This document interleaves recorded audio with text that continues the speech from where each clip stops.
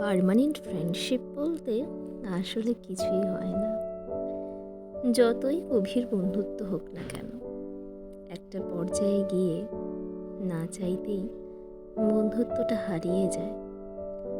একসময় আপনি যার সাথে খুব ক্লোজ ছিলেন, এখন তাদের সাথে সম্পর্কটা টিকে আছে, কিন্তু ওই আগের মতো ক্লোজনেসটা নেই। যাকে নিজের বেস্ট ফ্রেন্ড দাবি করতেন, একসময় দেখবেন সে আর ওই জায়গায় নেই।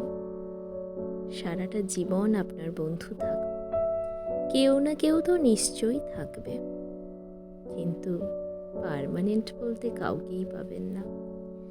বন্ধু পরিবর্তন হবে, পুরনো বন্ধুর প্রতি আবেগ থাকবে, টান থাকবে, কিন্তু বন্ধুত্বের ধরন পাল্টে যাবে।